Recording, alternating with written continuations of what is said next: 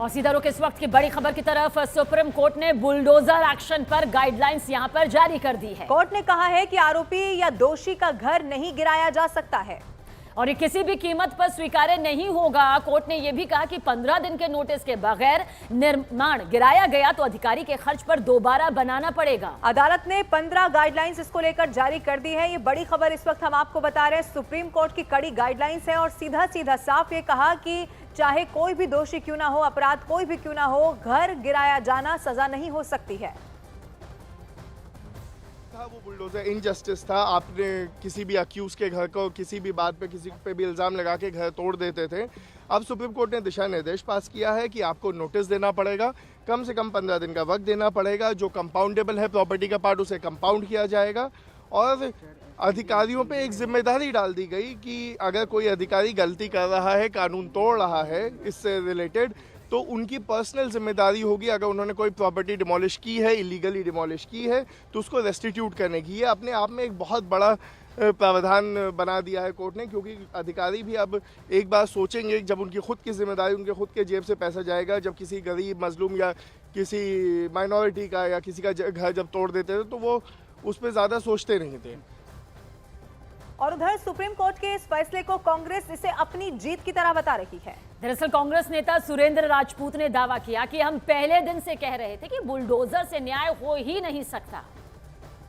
सुरेंद्र जी, supreme court ने फैसला सुनाया है बुलडोजर न्याय पर और कई बंदिशें लगा दी और कहा है कि ऐसा नहीं हो सकता कि बेटे की गलती हो और पिता का घर तोड़ दिया जाए। घर सपने टूटने जैसा होता है, एक तरह से रोक लगा दी है उस पर। बड़ा स्पष्ट है, कांग्रेस पार्टी का स्टैंड साबित हुआ है कि बुलडोजर ना तो न्याय दे सकता है, ये बुलडोजर से घर गिराना अन्याय का प्रतीक है।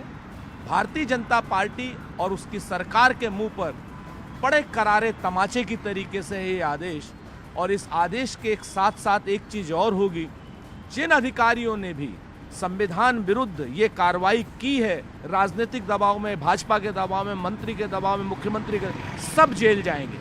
सब के सब जेल जाने के लिए तैयार रहें, क्योंकि देश संविधान से चलता है, भारतीय जनता पार्टी के मुंह से नहीं चलता। अब उसमें कई बंदिशें हैं कि आपको नोटिस देना पड़ेगा, उसके बाद वीडियोग्राफी करानी पड़ेगी और कोर्ट ने साफ कहा कि न्याय देने का काम हमारा है। ये जो जुडिशियरी है उस पर कार्यपालिका भारी नहीं हो सकती। हमेशा से ही कांग्रेस पार्टी का स्टैंड यही रहा है कि पुलिस का काम आरोपियों को पकड़ करके न्याय के सम्मुख प्रस्तुत कर देना है। और देखिए, उत्तर प्रदेश सरकार में मंत्री ओम प्रकाश राजभर ने भी सुप्रीम कोर्ट के फैसले पर क्या कुछ कहा, वो भी बताते हैं। उन्होंने कहा है कि सुप्रीम कोर्ट के फैसले का पूरा देश स्वागत करता है। सरकार का इरादा किसी का घर गिराने का नहीं है। आगे उन्होंने कहा कि अगर किसी अपराधी ने अवैध संपत्ति अर्जित की है, हासिल की है और सरकारी जमीन पर घर बनाया है तो उसे खाली कराया जाता है। सरकार की मंशा नहीं कि किसी का मकान गिरावे। अगर कोई अपराधी अवैध संपत्ति कलेक्ट किया और सरकारी जमीन पर वो अगर मकान बनाया हुआ है तो उस सरकारी जमीन को खाली कराया जाता है। ऐसे अपराधियों से, ऐसे शरारती तत्वों से सरकार किसी की निजी संपत्ति पर कभी मकान गिराने का काम नहीं करती। बुलडोजर पर्याय बन गया था राजनीतिक हथियार का। ये नेचुरल जस्टिस का खिलाफ मेरी समझ में नहीं आता।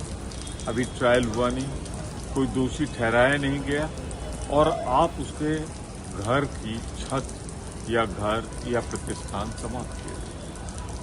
मान लीजिए वो दोषी भी हो जाए तो उस घर में रहने वाले माँ बाप, बच्चों का क्या दोष जो उस छत के नीचे रहे। ये पूरी तरीके से भारत के संविधान के खिलाफ था।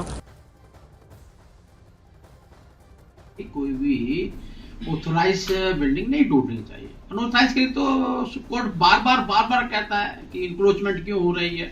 तो हमारी भी सरकारें जो भी सरकारें होती हैं वो कहीं ना कहीं लीगली काम करती हैं। अगर किसी को लगता है कि मैंने ऑथोराइज बिल्डिंग तोड़ दी तो जाके कोर्ट को बताए ना। कोर्ट को गुमराह करते हैं कि मकान तोड़ दिया, मकान तो अनऑथोराइज था इसलिए तोड़ दिया।